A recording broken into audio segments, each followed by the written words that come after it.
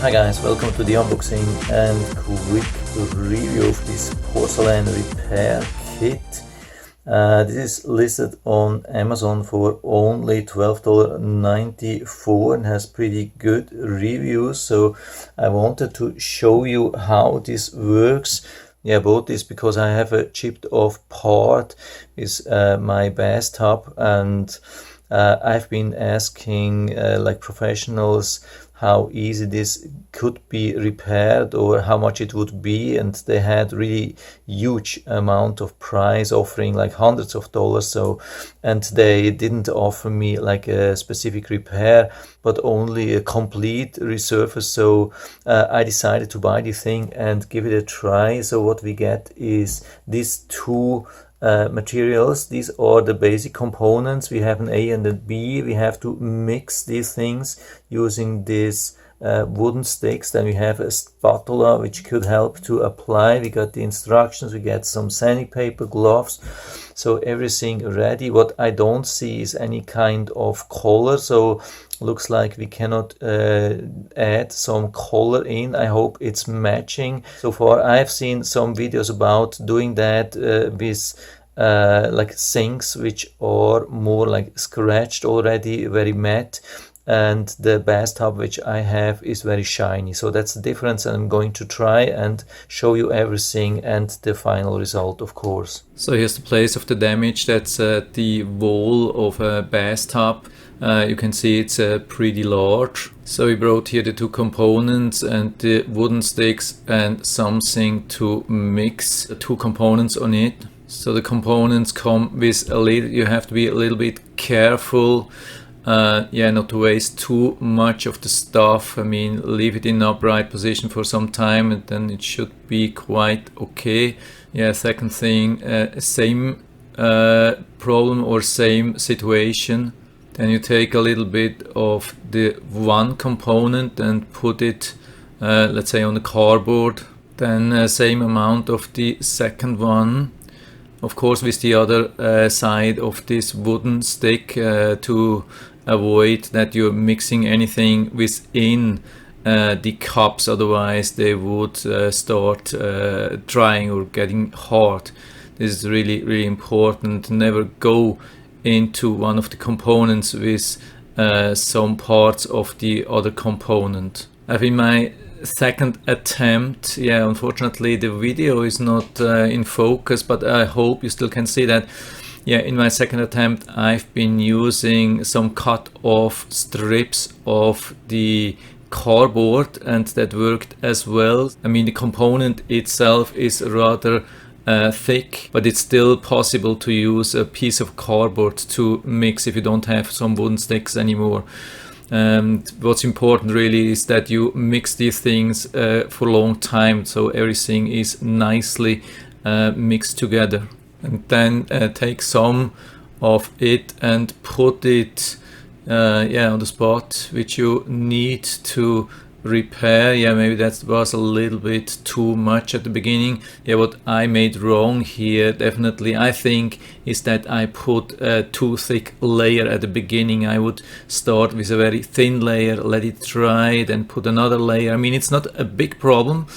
So it's not like shrinking or something like that and causing cracks, something which you have with some other material. It's not happening here, so you don't have to fear that it's causing any cracks at the end after drying, even if you put the thick layer. But I think when you put thinner layers, it's covering maybe more. I'm not sure about that. At the end of the whole story with my attempt, I had the impression that it was not covering enough. So maybe if you do several thin layers, maybe it would cover the whole thing a little bit better. The good thing is that you can really work pretty long with this thing. It's not flowing away, it's nicely sticking, so you can really work quite long with this thing. You will notice that it gets a little bit thicker towards the end, but you have long time. And at the very end, of course, it's important to wipe off excess material around the area, because otherwise when it's hard and it's sticking really hard and it's difficult to remove, I mean, you would have to sand this off. So in the areas where it's obvious that you have too much stuff, just wipe it off. It's pretty easy to work with this stuff. So because other people are still or were still using the bathroom, I put some tape and put some description that people shouldn't touch, and I left it overnight. What's maybe a good thing is if you do it late at night, so in the early morning, it should be dry enough that if somebody touches it accidentally, nothing will happen. So here you can see my second attempt. I mean, it was still not enough. I removed a little bit of the material, so I had to apply a second layer. I actually have to apply even a third layer, I think, but here you can see how I did that. I just cut out a part of a cardboard and then cut along the side, and so I had 2 sticks, and it worked to take out some of the stuff out of these cups and mix it, so it's not really wetting these things, so that's really good. So you can work for a long time and the cardboard is not really getting wet. You can really use that, because of course you have just 2 wooden sticks and sometimes it might be not enough, and I think you can keep this thing for a while. If you have more damage in the future, you can then reuse this with these sticks. So here it is after the first time, after letting it dry, and so I had to put a second layer on top of that. You can see it's also a little bit darker, so it's not covering. I think, yeah, maybe if you put a lot of layers on top of that, many thin layers, maybe it would cover the whole thing perfectly. In my case, it didn't cover up everything. I mean, the dark thing from the metal is still a little bit shining through, but what's a good thing here is that I think the color of this material which we have here to repair is pretty nicely matching the porcelain of the bathtub. I think it's some kind of eggshell. It's definitely not pure white. The bathtub is not pure white. The repair material is not pure white, so I think it's matching pretty nicely. The only thing which you have to know is that at the very end it's providing a matte finish. It's not providing like a shiny finish, and especially after using the sanding paper, that then you won't have a real shiny surface anyway. So if you really need a shiny surface, yeah, you probably need to do or like apply some kind of gloss or so on top of that, maybe something from a paint or something like that, but to fill up the whole dent or the hole actually for that thing, it's pretty good, I would say. It's doing a good job. It gets very hard, so I would say definitely hard enough for daily usage, but soft enough to be sanded and a little bit softer than the original, so it's a good thing to work with that. It's also sticking really nicely, so you don't have to be afraid that it's not sticking.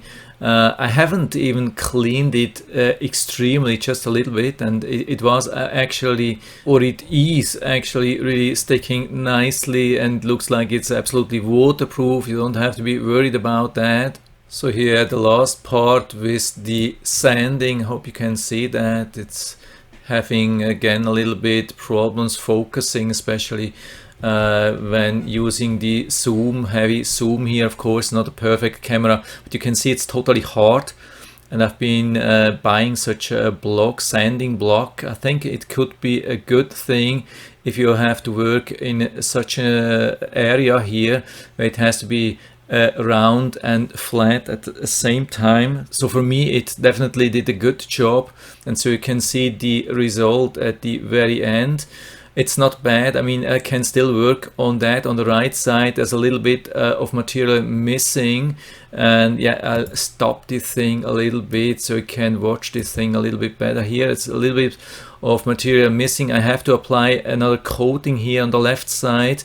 There's probably enough or even a little bit too much still, which I have to sand off. And you can see there's no shine. I mean, here there's shine left, and on the right side there's some shine from the original material, but the part itself which you apply from this material is definitely that's not shiny on its own. I mean, after you apply the thing, it's more or less shiny, but of course after sanding this it won't be shiny anymore. You would have to apply something on top of that. So maybe you sand off a little bit more than needed and then apply a little bit of gloss if it's needed. So maybe when I zoom out a little bit, you can see that a little bit better. Yeah, I'm moving around a little bit with the camera, but and it's sometimes a little bit difficult to focus, but I hope you can get the point here. So that's my last part of the video. I've been trying with this thing here, Rejuvenate kitchen and bath thing, polish.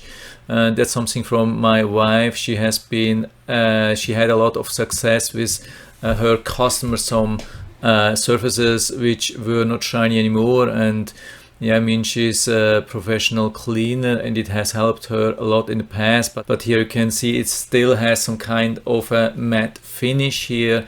I mean, it's still much better than before. I mean, this is something which is still hard to detect, especially from a couple of feet away. If you're getting close, yeah, of course you can see that, but I'm still not finished, but it takes a long time probably to make it really perfect. Here again you can see that I will have to fill out a little bit more here, sand down, then put a little bit of a gloss coating on top of that, but this will take more time, and it's not the same thing everywhere. So if you have like an old bathtub which is matte, or like a sink which is already scratched and matte and old, I think this can be an easy repair, so you don't have to be worried about that. So the worst case is the case which I have here, where you have a really new bathtub or new sink with high gloss, really shiny, no scratches.